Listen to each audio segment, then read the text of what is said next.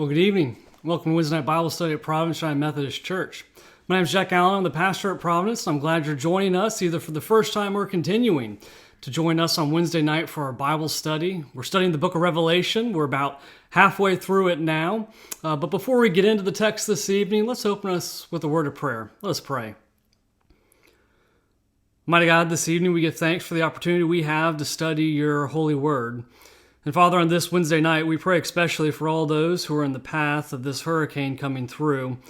From Louisiana to Mississippi to our area here on the eastern shore, we pray for all of those who are in the path of this storm. That by your mercy, may you protect those who are in the path. And we give thanks for those who are already getting ready to respond to the needs of devastation following the storm. In all these things, we give you thanks and pray that your Spirit might stir within us this evening and allow us to see your scriptures with our eyes opened as you would have us read them tonight. We say these things in your name. Amen. So again, we're in the book of Revelation here, and we're studying about halfway through it.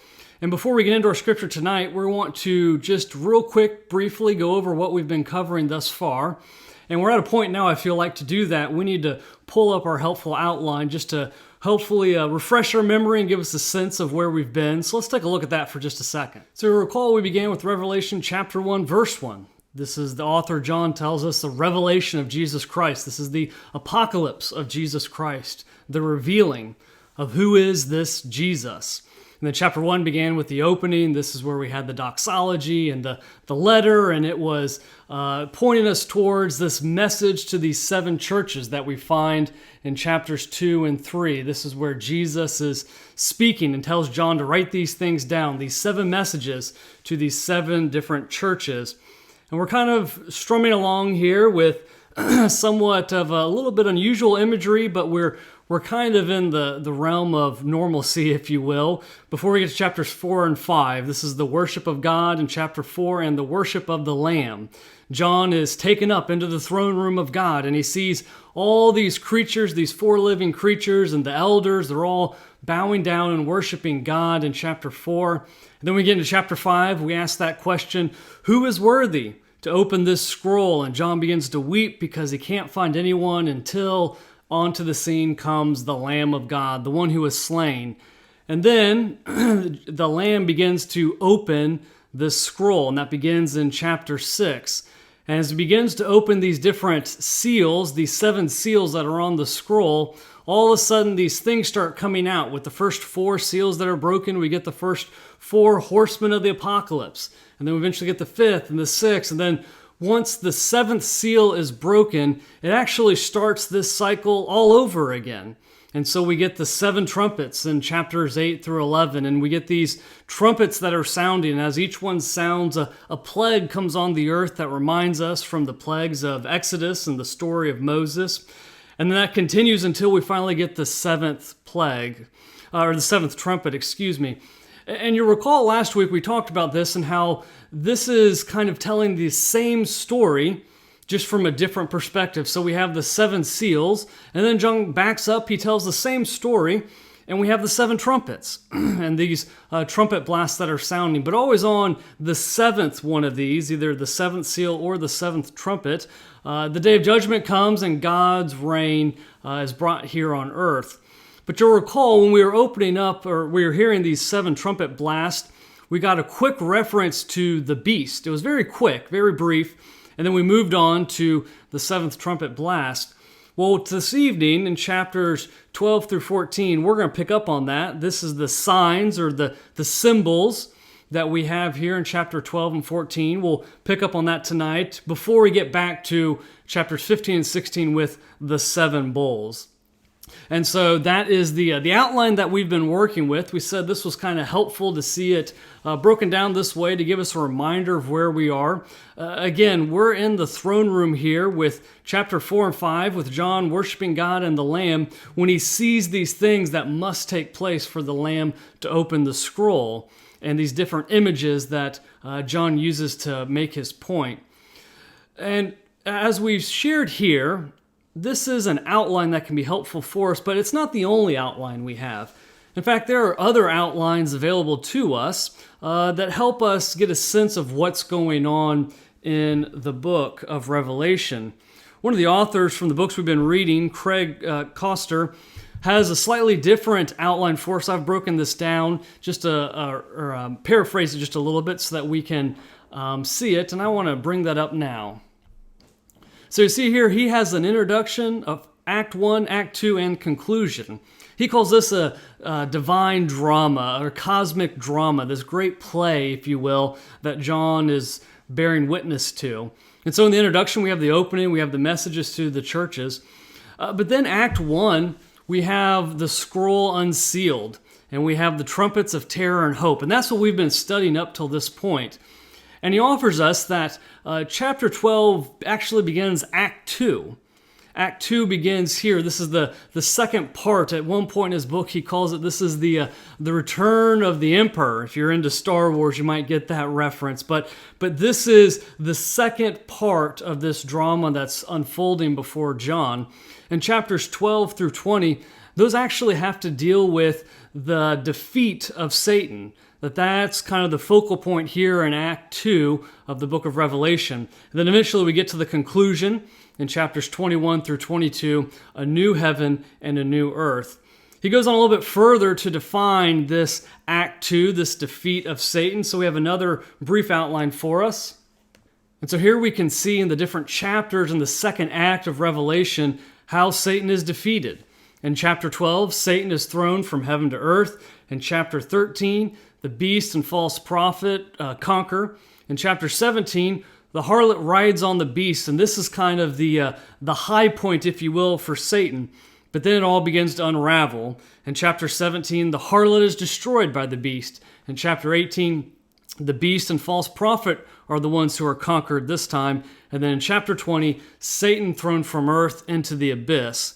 And so Act 2 kind of has this rise and fall of Satan. Again, beginning in chapter 12, Satan thrown from heaven to earth, and then the beast and the false prophet come, and then the harlot comes in 17, and then systematically we begin to undo all that's taken place in 17 with the harlot being destroyed, the beast and the false prophet conquered, and then finally in chapter 20, Satan conquered from earth, thrown then into the abyss. So hopefully that kind of sets the scene for us then. What we're going to do this evening and diving into the text, I'm going to read all of chapter 12, and then we'll stop, we'll go back, we'll pick up a few different key verses to unpack those a little bit. Then we'll move on to chapter 13, and I'll, again, stop after I read all of chapter 13. We'll go back, we'll pick up a few key verses, and then we'll read half of chapter 14 this evening. That's kind of our plan of attack, if you will. And as I read chapter 12 and chapter 13, I've got several different pictures or images that I'm going to put up on the screen as I read. I think it'll be helpful to see some of this because it's some strange images, but to be able to see some of this while we're reading the text as well. Then we're going to stop and we're going to come back and ask kind of what makes sense, what did we pick up on as we read these different chapters. And so as I begin here to get ready to read chapter 12, again, just to set the scene for us, this is as some might say, the beginning of the second act. This is the beginning of the downfall of Satan. And John, who has been called up into heaven at the beginning of chapter 4 of Revelation. Let's just walk through it for just a moment here. John's been called up to heaven at the beginning of Revelation chapter 4. He sees worship of God, chapter 5. He sees worship of the Lamb. Then all of a sudden the Lamb starts to open the scroll. And so we get into chapter 6 and move forward that as the 7 seals of the scroll get opened every time, something happens. So the first 4 seals that are opened, the 4 horsemen come out. Then eventually the 5th and the 6th, and then we get a pause, and then at some point we get the 7th, which brings it to completion. The scroll's been opened, but John goes back and starts to tell the same story again, just a slightly different version. And he talks about 7 trumpet blasts being thrown out there. And so we get trumpets 1, 2, 3, 4, 5, 6. And some of them bring plagues. One of them brings about the 4 horsemen again, because we're retelling this story.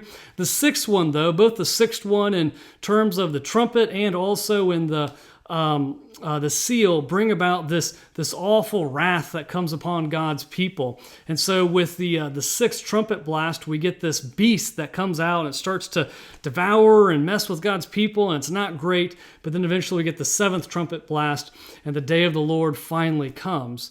So what John's doing here is he's kind of taking a pause from that and goes, okay, we've talked about this twice now. The sixth seal, the sixth trumpet blast, where God's people are being persecuted. Particularly in the sixth trumpet blast, we get an image of a beast coming out and attacking God's people. Let's say more about that, if you will. That's what chapters 12 and 13 do for us. They kind of set that scene for us. And so, again, I'm going to start here with chapter 12, verse 1, and we're going to have some images on the screen as we hear now these words from Revelation chapter 12. A great portent appeared in heaven, a woman clothed with the sun, with the moon under her feet, and on her head a crown of 12 stars. She was pregnant and was crying out in birth pangs, in the agony of giving birth. Then another portent appeared in heaven, a great red dragon, with 7 heads and 10 horns, and 7 diadems on his heads. His tail swept down a third of the stars of heaven, and threw them to the earth. Then the dragon stood before the woman who was about to bear a child, so that he might devour her child as soon as it was born. And she gave birth to a son, a male child, who is to rule all the nations with a rod of iron. But her child was snatched away and taken to God and to his throne. And the woman fled into the wilderness, where she has a place prepared by God, so that there she can be nourished for 1,260 days. And war broke out in heaven. Michael and his angels fought against the dragon. The dragon and his angels fought back, but they were defeated, and there was no longer any place for them in heaven. The great dragon was thrown down, that ancient serpent, who is called the devil and Satan, the deceiver of the whole world. He was thrown down to the earth, and his angels were thrown down with him. Then I heard a loud voice in heaven proclaiming, "Now have come the salvation and the power and the kingdom of our God, and the authority of his Messiah. For the accuser of our comrades has been thrown down, who accuses them day and night before our God. But they have conquered him by the blood of the Lamb, and by the word of their testimony, for they did not cling to life even in the face of death. Rejoice then, you heavens, and those who dwell in them. But woe to the earth and the sea, for the devil has come down to you with great wrath, because he knows that his time is short." So when the dragon saw that he had been thrown down to the earth, he pursued the woman who had given birth to the male child. But the woman was given the 2 wings of a great eagle, so that she could fly from the serpent into the wilderness, to her place where she is nourished for a time, and times, and half a time. Then from his mouth the serpent poured water like a river after the woman, to sweep her away with the flood. But the earth came to the help of the woman. It opened its mouth and swallowed the river that the dragon had poured from his mouth. Then the dragon was angry with the woman, and went off to make war on the rest of her children, those who keep the commandments of God and hold to the testimony of Jesus. So as we unpack this, I first want to ask, what did you take from it? Just think for a second. What did you hear in all of this? And if some of it was confusing, that's quite all right. But more specifically, I guess what I'm asking is, was there anything that sounded familiar to you? Was there anything that sounded like, I kind of think I know maybe what's going on there, or what this image would be? I think sometimes if we see something like, or hear something like a woman who's pregnant, giving birth, and she gave birth to a male son, and that son was snatched up to God, I would guess many of us probably start to think, that son's probably Jesus. That woman, maybe Mary, maybe not, maybe represents something else. There's certain different signs and symbols that we sometimes can go, I think that might mean this, or I kind of get what's going on here. But then other times there's things that's like, all right, a dragon, 10 heads, what's going on here? That image isn't quite familiar to us. The same way that we hear this story, and we can associate different images with our understanding in the day and age that we live in, so too could the readers of this in the first century who were reading it for the first time associate this story with another story that they were very familiar. I want to share with you that story now because I think it's important for us. This is again Craig Koster, Revelation and the End of All Things. In his book, he offers us just a few sentences here about a story that would have been very popular in the Roman Empire during this time that people would have known by heart. And listen to this story and hear also Revelation 12 and think about how some of these things might be overlapping.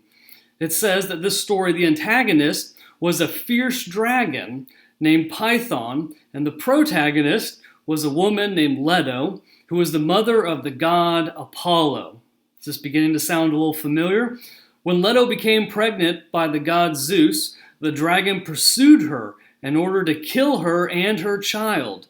The north wind rescued Leto by carrying her away so that she eventually found refuge on the island of Delos, which lay in the Aegean Sea.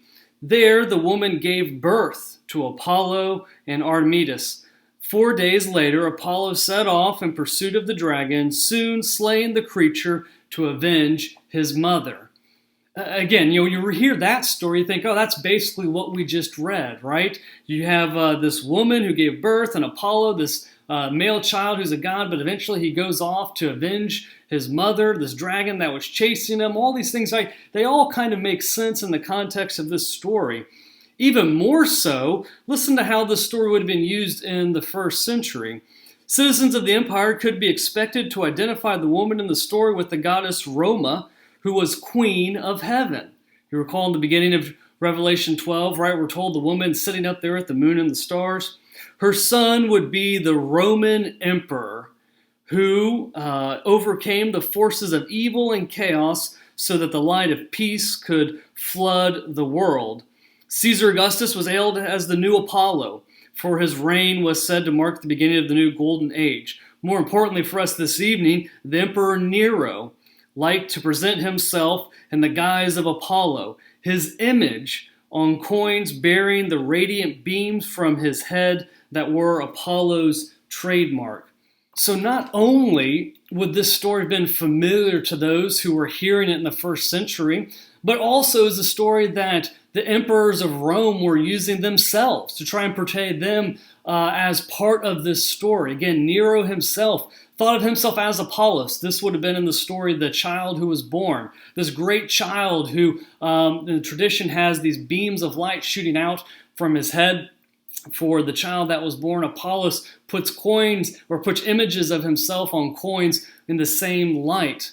And so, if you're reading this story in the first century, you're hearing a very familiar story, but this story has a completely different twist on it. The way in which this story is told has a different, an unexpected turn to it. I'll go ahead and tell you what it is as we go through it. We've already been studying this before, but again, this familiar theme comes up to us, that the way of the Lamb, the way in which one conquers, is through death. It's not through power and military might. Again, in the story, in the terms of the first century, into the Roman eyes, this great king, this emperor that was born, he conquers, he kills, and that's how he brings about peace. But in this story, the one John gives us, conquering and killing, that's the way of the beast. That's not the way of the Lamb. And so there's a great twist on the story that those would have been familiar with in hearing this. But I want to pull out just a couple of passages here for us, some other things that were important to note. First, I read from the NRSV, and I said a great portent appeared, and then again in verse 3, another portent appeared in heaven. The NIV and the CEB, they actually translate that as sign, which might be a little more helpful. So there's a great sign that appeared in heaven, and then another sign appeared in heaven. Again, we titled this section Signs and Symbols. These are all signs and symbols to point us towards something. So this is what he has seen. And then what he sees there, the very early on, is a woman who's clothed, but on her head is a crown of 12 stars. So not only has she been crowned, but she has 12 stars. It might be signifying the 12 tribes of Israel or the the people of God, if you will, the completeness of the people of God. And so this woman who has these 12 stars around her head might be symbolizing the people of God. That's going to come up much later in the text as well, so we'll need to keep that in the back of our minds. But the other sign that we have is this dragon, this great red dragon with 7 heads, and he has 7 diadems on his head. In other words, he has 7 crowns. Again, this idea of being crowned on his head, this is somebody who is seeking power. This is somebody who wants power, wants to rule, wants authority. And so if this woman with this 12 crowns of stars is getting ready to give birth to this son, this is a threat to the dragon. This is a threat to the dragon. And so the dragon seeks to kill the child before it can ever become a threat. And so as we read a little bit later that the dragon stood before the woman who was about to bear child. So the dragon wasn't going to give this child a chance. He was going to gobble it up right away. But verse 5, but her child was snatched away and taken to God and to his throne. I want to pause here and unpack this just for a second, because when we read this, we might get the sense of, if we think about this image of this being Jesus Christ who was born, we might get the sense, if we try and place this into context of other scripture we have, namely the birth narratives we have in the Gospels, that what we have here is Jesus being born in a stable and then immediately going, right? That's not quite what John's doing here. John's kind of yada-yada-yadaing over the life and the death and resurrection of Jesus, because John's trying to tell a different story. So what John's saying is that this child was born of this woman, and we as the readers should infer this not only is Jesus, but Jesus lives, Jesus is crucified, Jesus is resurrected, and Jesus ascends to go be with God the Father. So it's very much a condensed timeline. So think of Jesus being born, and then immediately Jesus going through his life, crucified, resurrected, ascending to be with God, because this isn't the point, if you will, of the story that John wants to get to. And so this is the life of Jesus has taken place, and he goes and he's with God in heaven. And then we're told the woman fled into the wilderness, which means fled down to earth. Because we read about just a little bit later, starting in verse 7, that a war broke out in heaven, and Michael, the great archangel that we read at different places in Scripture, leads this battle. And it says that the dragon fought back, but then verse 8, but the dragon and all the dragon's angels were defeated, and there was no longer any place for them in heaven. So the dragon is kicked out of heaven. Satan is kicked out of heaven. I want to read a couple other passages to kind of pull all this together here, because once we get after this, we get in verse 10, for the accuser of our comrades, the accuser of the saints, has been thrown down, who accuses them day and night before our God. But they have, and so this idea of the dragon in heaven should mean a couple of different things for us. One, John makes it clear, again in verse 9, that this is the ancient serpent who is called the devil and called the Satan. This is who we're talking about. So this dragon with all these different heads, this great red dragon, this is the devil, the Satan, who is in heaven, who fought and was kicked out of heaven, kicked down to earth. And this is important for a couple of different reasons. One, we need to go back to the Old Testament for just a moment to pick up on our understanding of the Satan. Literally, what the Satan means is, the name that is, means the accuser.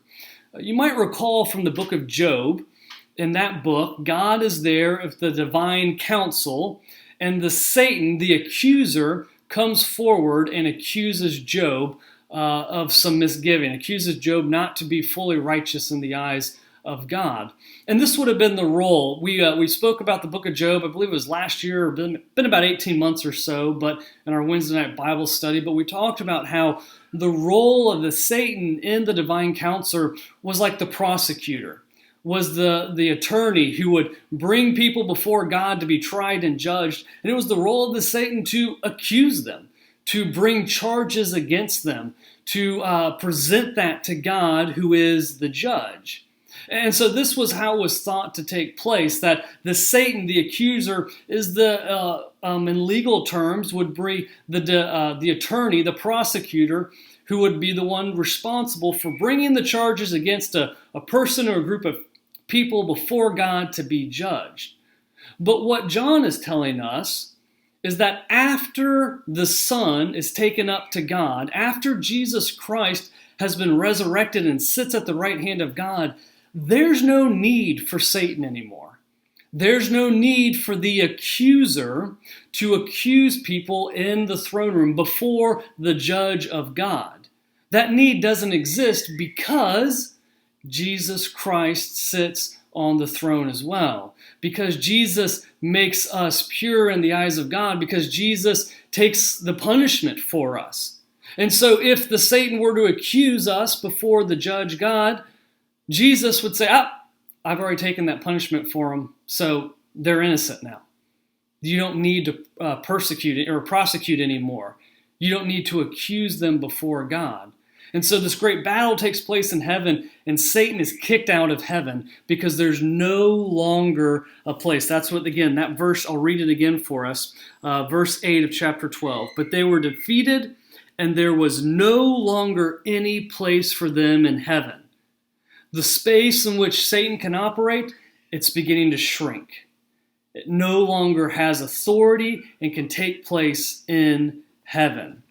Let's continue with the next couple of verses here.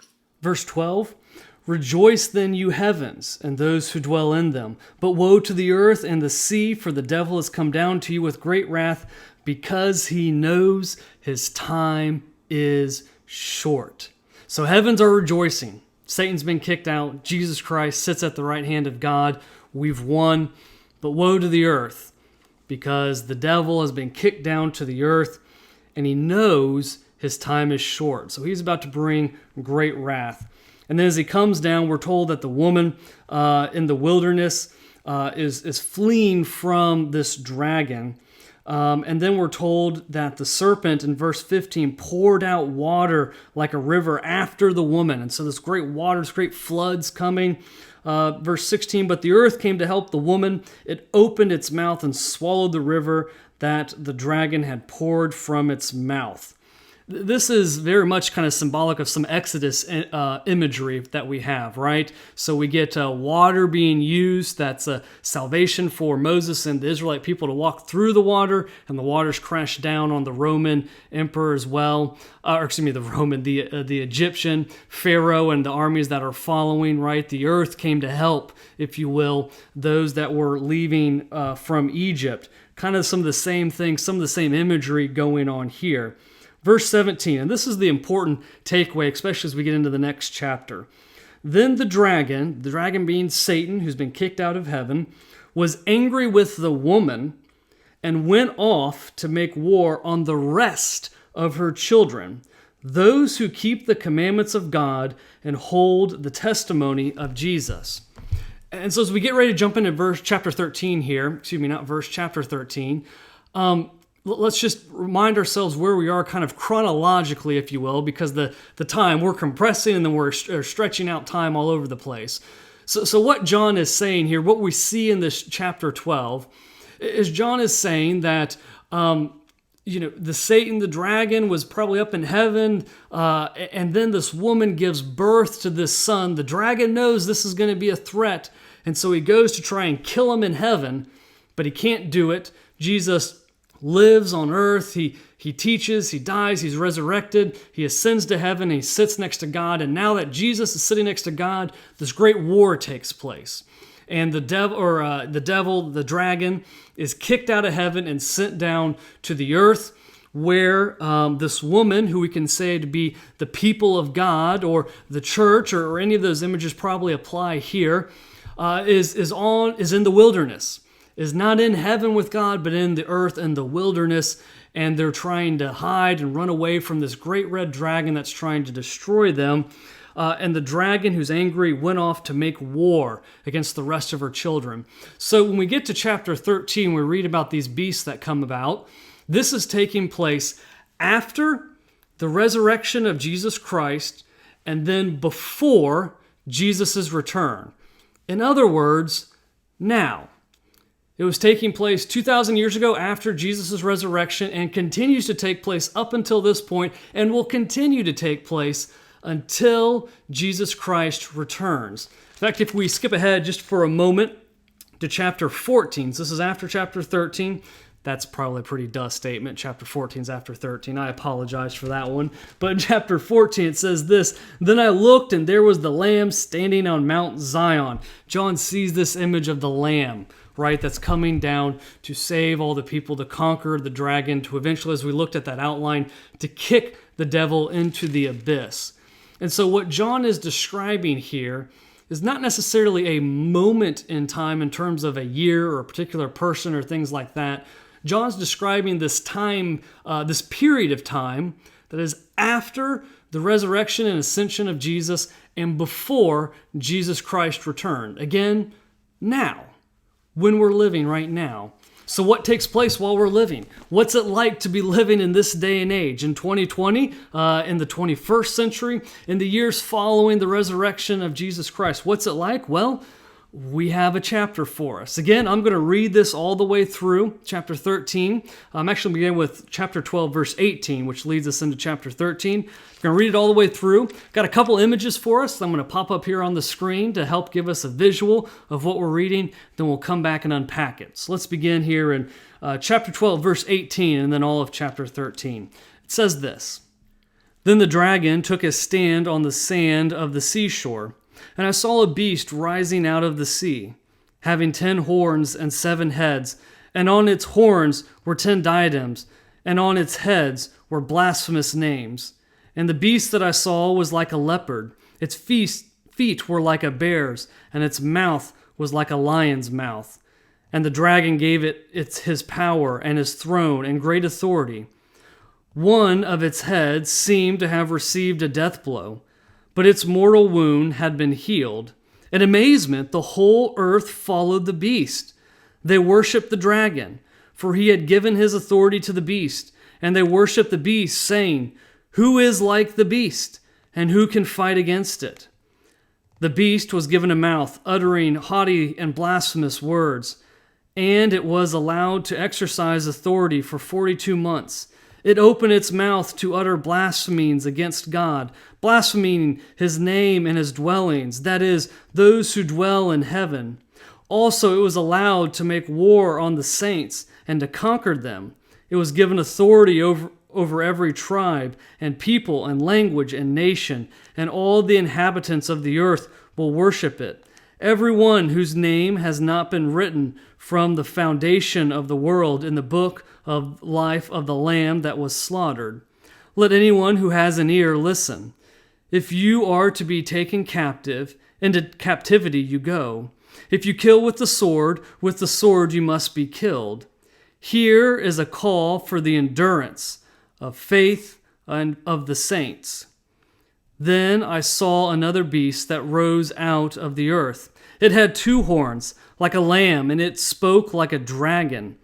It exercises all the authority of the first beast on its behalf, and it makes the earth and its inhabitants worship the first beast, whose mortal wound had been healed. It performs great signs, even making fire come down from heaven to earth in the sight of all. And by the signs that it is allowed to perform on behalf of the beast, it deceives the inhabitants of earth, telling them to make an image for the beast that had been wounded by the sword and yet lived. And it was allowed to give breath to the image of the beast, so that the image of the beast could even speak and cause those who would not worship the image of the beast to be killed. Also, it causes all, both small and great, both rich and poor, both free and slave, to be marked on the right hand or the forehead, so that no one can buy or sell who does not have the mark, that is, the name of the beast or the number of its name. This calls for wisdom. Let anyone with understanding calculate the number of the beast, for it is the number of a person.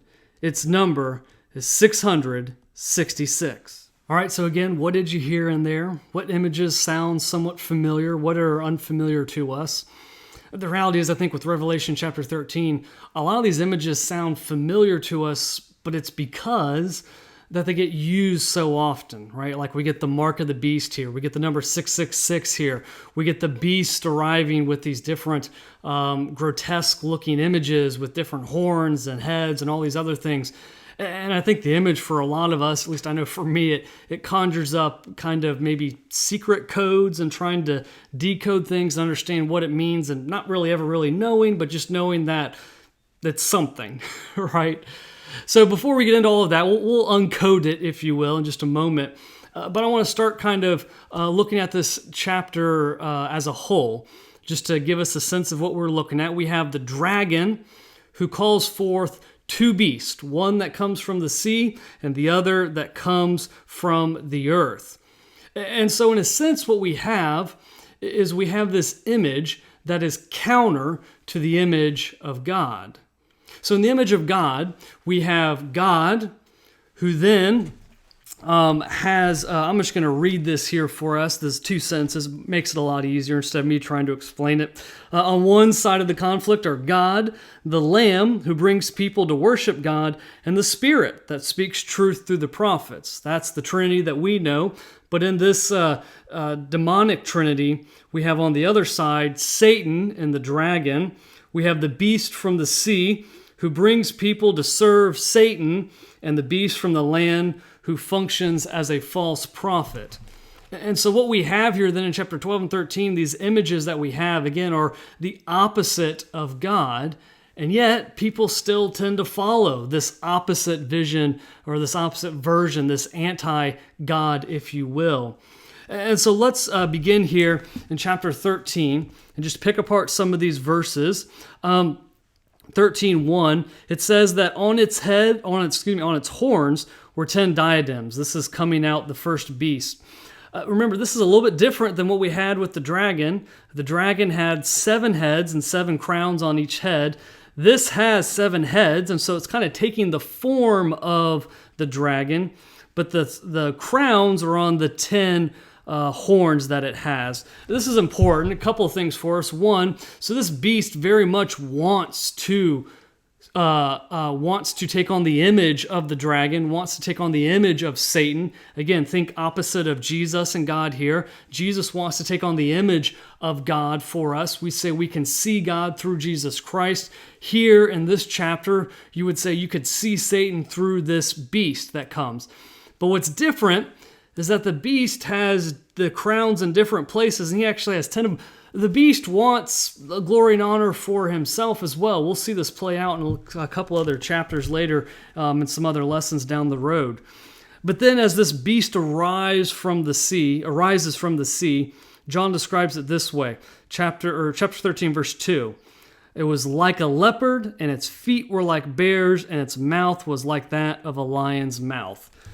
Now you might recall, or might be familiar with, at least know that, that might sound like Daniel. Daniel in the Old Testament has this vision, these dreams in which he sees these different creatures come out, and he talks about them, and he speaks on them. Really, it's Daniel chapter 7. Again, if you want to read Daniel chapter 7, I would invite you to do so because there's a lot of this imagery coming out. I'm just going to read just a few quick things here. This is Daniel 7, beginning in verse 4. He says, "The first, this beast he saw coming from the sea was like a lion." But then Daniel says he saw in verse 5 a second beast, so a completely different one that was like a bear. And then in verse 7, "After this I saw in the visions by night a fourth beast." I missed the third one. Verse 6. "After this I watched another appeared that was like a leopard." That's the third beast he saw in Daniel. "Then the fourth one was terrifying and dreadful and exceedingly strong. It had great iron teeth and was devouring, breaking in pieces, and stamping what was left in its feet. It was different from all the beasts that preceded it, and it had 10 horns." So again, what we have here in Daniel 7, Daniel sees 4 distinct beasts. He sees those that were like a leopard, like a bear, like a lion, and then one that was different from all the others that had 10 horns. what does John see? John sees one beast, right? John sees one beast that, as he says, was like a leopard. So its body was like a leopard, its feet were like a bear, and its mouth was like a lion, and of course it has the 10 horns. And so what John is doing is he's taking this familiar text that those who are reading this would have known in Daniel 7. And Daniel 7 says he saw these 4 different beasts, and each of these beasts represents a different king or a different period or a different empire that's coming to devour and destroy. And John brings all these into one image. It's as if to say that there's not going to be 4 beasts. There's not going to be the lion, and then the bear, and then the leopard, and then this 4th awful one. And then once you check the box of all 4, you know that they've come and they've gone. John in Revelation here is saying, no, they're just always going to be here. There's always going to be just the beast that has these different grotesque images and all these different things that Daniel is describing. He just puts them together and lumps them all into one. Again, is almost, excuse me, to signify that this beast isn't going to come and go. This beast is just here. That the dragon, Satan, has called this beast out of the sea, and it's just here to stay until the beast is defeated, which we'll read about in a couple of chapters later. But then we also have, again with verse 3 in chapter 13, on one of its heads it seemed to receive a death blow. Did you hear that the first time? But its mortal wound had been healed. This kind of gives us what it's, again, that image that looks like Christ, right? Christ seemed to have received the death blow. This is the lamb that was slaughtered, but it's been healed. And so it kind of has this image almost of Christ. And in amazement, John writes, in amazement, the whole earth followed the beast. He's shocked. He can't believe this is happening. They worship the dragon, for he had given his authority to the beast, and they worship the beast, saying, "Who is like the beast? Who can fight against it?" 2 things here. Do you remember Revelation chapter 5? This is again the throne room when John's up there and he sees this. 5 verse 2. John says, "And I saw a mighty angel proclaiming with a loud voice, 'Who is worthy to open the scroll and break its seal?' And no one in heaven or on earth or under the earth was able to open it or look into it. And I began to weep bitterly, because no one was found worthy to open the scroll and to look into it." And then eventually he sees the Lamb who was slain. So he's playing on this image, right? This is the satanic, this is the evil antichrist, if you will. The opposite of Jesus is this beast that comes up that has an image of one of its heads that looks to receive a death blow. It kind of looks like Christ, but people are following it. And they're asking, saying, "Who is like the beast? Who can fight against it?" And it's almost a rhetorical response, because if they're following and worshiping, then the response would be, well, no one. No one can fight the beast. No one can be like it. But this comes again on the heels of chapter 12, to which those up in heaven are saying, well, we know who can do it. We just saw it, right? Because the child who is now sitting at the right of God, this is the Lamb who is slain. Satan, the beast, the dragon, they've all been kicked out of heaven. They have no place in heaven. So all of you on earth saying, who can be, why are we following it? Well, it's already been defeated. It's not that strong. It's been kicked out of heaven already. It only has dominion here on earth. And so John's trying to draw this out for the reader. Not only trying to say that the people of the earth are following the beast and asking these questions, but he's trying to point out how utterly ridiculous these questions are, because if you believe and know that Jesus Christ has been resurrected from the dead and sits at the right hand of God, then you know that Satan has already been defeated. Death and hell, it's already been defeated through the death and resurrection of Jesus. So this is a stupid question to ask, which again, John, in amazement, he's amazed at all of this. And so then he comes down here to verse 9, and he says, "Let anyone with an ear listen." This is the end of verse 10, "Here is the call for the endurance and faith of the saints." This might be for our purposes, what we're studying this evening. This is the point. This is a call for the endurance and faith of the saints. All this image, all this story, this terrible things we're reading, it's all for you to hear this. Here is the call for the endurance and faith of the saints. Don't forget that. We're going to come back to that in chapter 14. Continuing on, the second beast that comes out starting in chapter 11. It had 2 horns like a lamb, but it spoke like a dragon. So again, it takes on this image to be kind of like God, but it speaks the powers of Satan.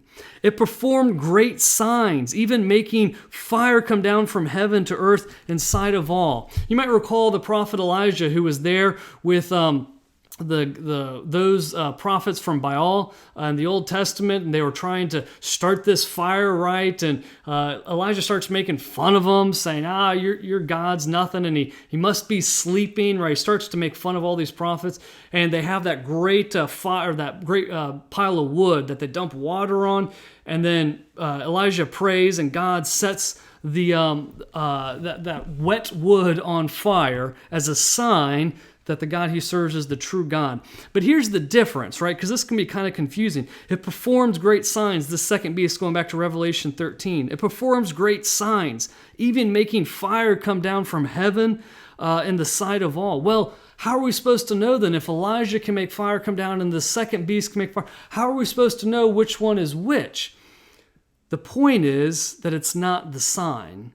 The point is that it points to the one true God. What's the purpose of the sign? The purpose of the sign for Elijah was to point back to God, to point to Jesus Christ, if you will. For us today, that's the same purpose. That's how we know. There might be people that can perform great signs, but what are they doing that for? Is it to say, look at me?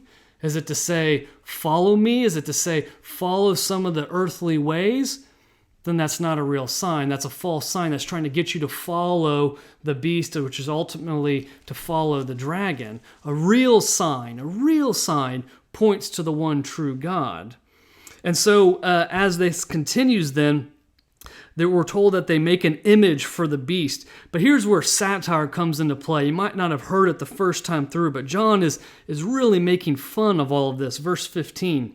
This image that was created of the beast was allowed to give breath to the image of the beast so that the image of the beast could even speak and cause those who would not worship the image for the beast to be killed. John's really playing on some of this imagery here to say, look at how crazy and ridiculous this is. Right? You have this beast that has feet like a bear and a leopard's body and mouth like a lion, and it's got horns, and you got this other one that's coming out from the earth, and it's just an image, but they're causing the image, it's like a puppet, they're all over there like moving its mouth, but people are actually following this. How crazy is this? But it's not just crazy funny, it's also very serious.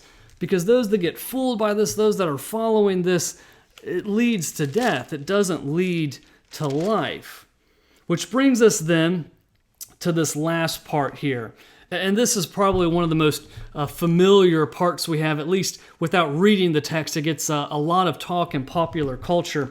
And this begins at the very end of chapter 13. We'll begin about halfway through in verse 16.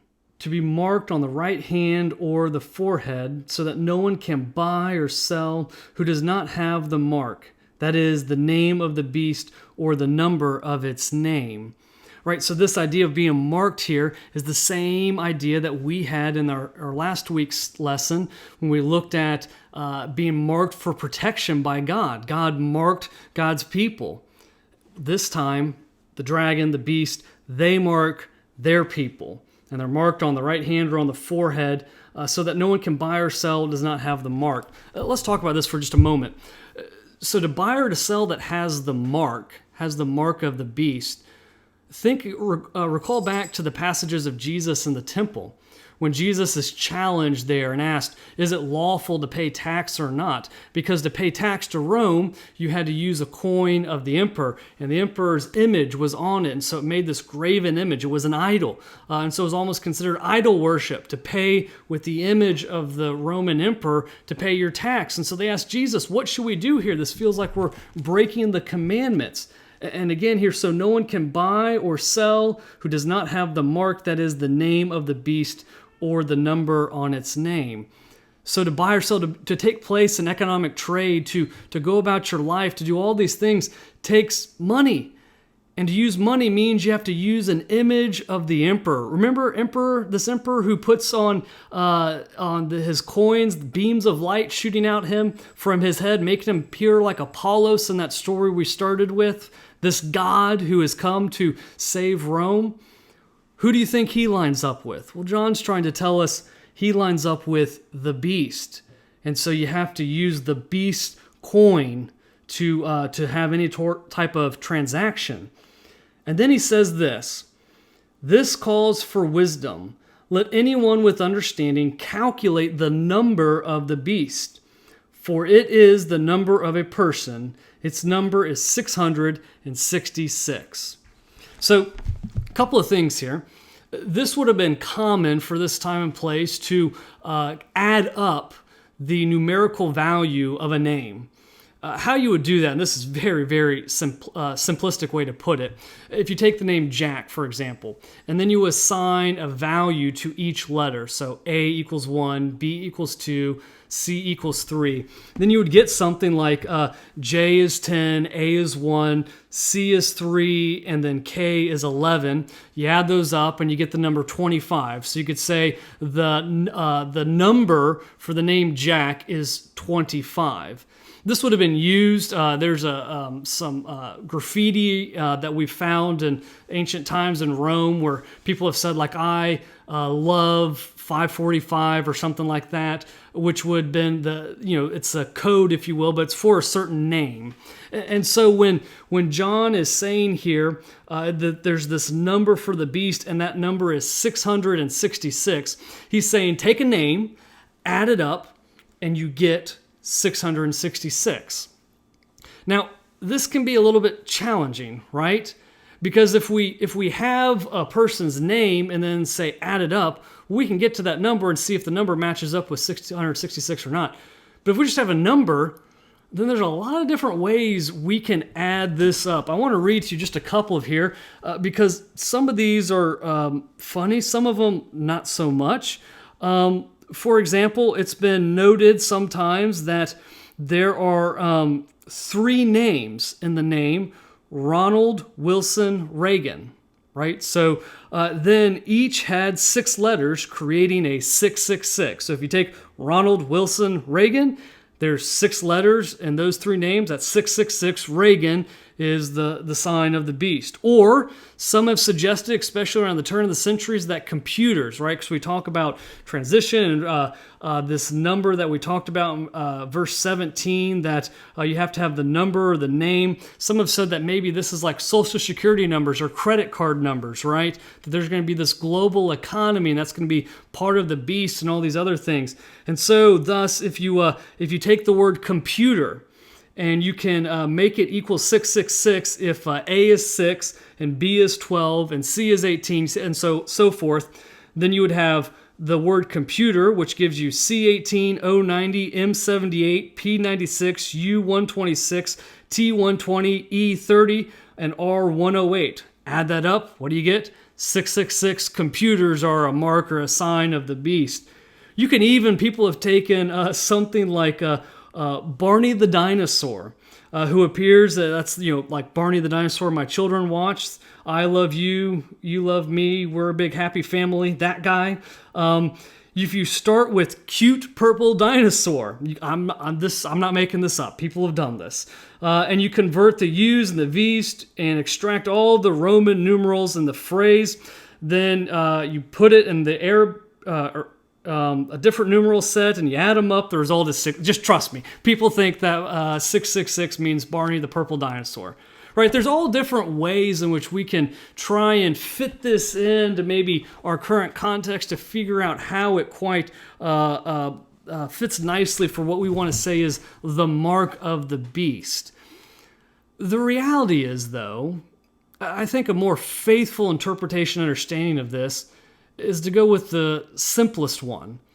And that is, if you take, in the ancient times, the name Nero, That Emperor Nero that we've been talking about this entire evening. And you add up his name, 666. All right, that makes sense to me that this is what John is hinting at. Because ultimately, what we've been talking about and the way we've been describing it, again, this isn't a specific moment in time. This is a general sense of time. And what we've been describing, not just this evening, but in the previous weeks as well, is that this idea of war and conquest and famine and disease and all these things, these terrible things that we find on the earth, they're not located in one specific time. They're located throughout all of the earth at all times until Christ returns. And so this beasts that come out of the earth and the sea, these beasts that are sent forward by Satan, they can be found at any point in time. Whether you want to be in the first century here with Rome, during the Reformation, during the 20th century, during the 21st century, there's always the work of the beast who are trying to convince those to come and follow them, to be about the ways of Satan, to convince them that war and conquest is the only way to stay safe, that this great leader, at this time would have been Nero, has brought about peace because he has conquered other people. We even hear that today, that the way of peace is to conquer other people.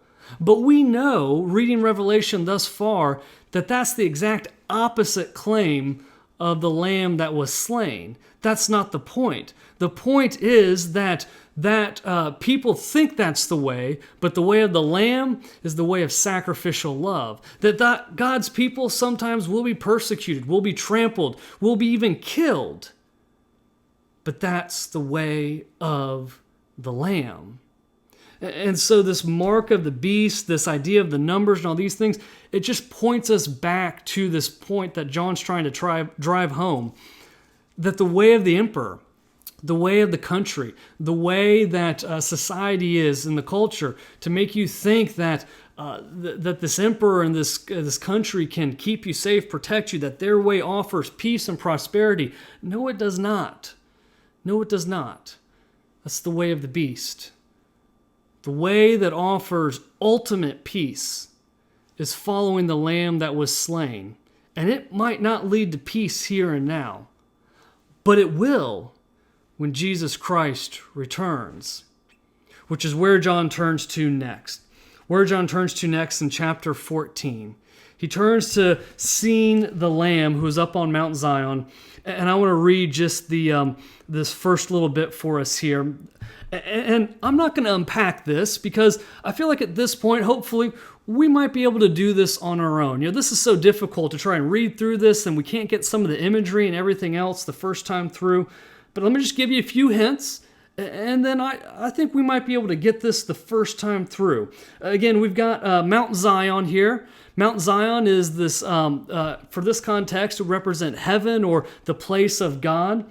We'll have 144,000. Remember from a few weeks ago, 144,000, that means all people, all nations, all the earth who follow Christ. So it signifies all of God's followers. We have 4 living creatures and elders. Remember, that's back in the throne room. That's a scene of worship for God. We have the eternal gospel. The gospel means good news. So the eternal good news. We also have a reference to Babylon. We haven't spoken about Babylon yet. Babylon here, though, and later in the book, just simply means, the kingdom of this earth, the ways of the world, the way of the beast. And so that's put against Mount Zion where God dwells. And so I think with all of that, we might be able to hear this and get this the first time through. Let's try it out. Let's see. Then after all of this, after all this destruction and awfulness that John saw, chapter 14, then I looked, and there was the Lamb, standing on Mount Zion, and with him were 140,000 who had his name and his father's name written on their foreheads. And I heard a voice from heaven, like the sound of many waters and like the sound of loud thunder. The voice I heard was like the sound of harps playing on their harps, or harpists, playing on their harps. And they sing a new song before the throne, before the 4 living creatures, before the elders. No one could learn that song except the 144,000 who had been redeemed from the earth. It is these who have not defiled themselves with women, for they are virgins. These follow the Lamb wherever he goes. They have been redeemed from humankind as its first fruits for God and the Lamb, and in their mouth was no lie, and they were found blameless. Then I saw another angel flying in mid-heaven with an eternal gospel to proclaim to those who live on the earth right now, to every nation and tribe and language and people. He said in a loud voice, "Fear God and give him glory, for the hour of his judgment has come, and worship him who made heaven and earth and the sea and the springs of water." Then another angel, a second, followed, saying, "Fallen, fallen is Babylon the Great. She has made all nations drink of the wine of the wrath of her fornication." Then another angel, a third, followed them, crying with a loud voice, "Those who worship the beast and its image and receive a mark on their forehead or on their hands, they will also drink the wine of God's wrath, poured unmixed into the cup of anger, and they will be tormented with fire and sulfur in the presence of the holy angels and in the presence of the Lamb. And the smoke of their torment goes up forever and ever. There is no rest day or night for those who worship the beast and its image, and for anyone who receives the mark of its name. Here is a call for the endurance of the saints, those who keep the commandments of God and hold fast to the faith of Jesus Christ. And I heard a voice from heaven saying, "Write this, blessed are the dead, who from now on die in the Lord. Yes, says the Spirit, they will rest from their labors, and their deeds will follow them." Again, that's how we get into chapter 14. When John, after seeing all this awfulness, looks towards the heavens, and once again, hopefully this sounds like a familiar passage that we've read a time or two already. It's getting to be repetitive, because John's still trying to make the same point. That Babylon will fail. The ways of this earth are doomed. The Lamb who is slain, who sits at the right hand of God, will win. It's done. Don't give in. Don't give in to the ways of the beast or the dragon. Don't give in to the ways of this world. Stand firm in the faith. Be marked by the sign of the Lamb. And then you will receive that eternal peace and prosperity when you reside in the presence of God after our death. That is the way of the Lamb. And so as we conclude this evening, I actually want to read one more passage of Scripture for us. This is going to be our concluding prayer, and this is Psalm 2. Psalm 2 is a psalm that anoints the Messiah. It's an anointing for the Messiah. And I want to read Psalm 2 because I think sometimes we get to reading Revelation and we think that it's all this foreign imagery and we've never heard it before and it doesn't make any sense. But really and truly, it comes from all over different parts of the Bible. And I think Psalm 2 is a great prayer and a great way to end our time together this evening. So allow me to read this as our concluding prayer. Thank you so much for joining us tonight. We'll be back next week and we'll pick back up on the seven bowls. We'll get back in that cycle. And I hope you'll join us next Wednesday night. But here's Psalm 2 now as our concluding prayer. Why do the nations conspire and the peoples plot in vain? The kings of the earth set themselves, and the rulers take counsel together against the Lord and his anointed, saying, "Let us burst their bonds asunder and cast their cords from us." He who sits in the heavens laughs. The Lord has them in derision. Then he will speak to them in his wrath and terrify them in his fury, saying, "I have set my king on Zion, my holy hill. I will tell of the decree of the Lord. He said to me, 'You are my son. Today I have begotten you. Ask of me, and I will make the nations your heritage, and the ends of the earth your possession.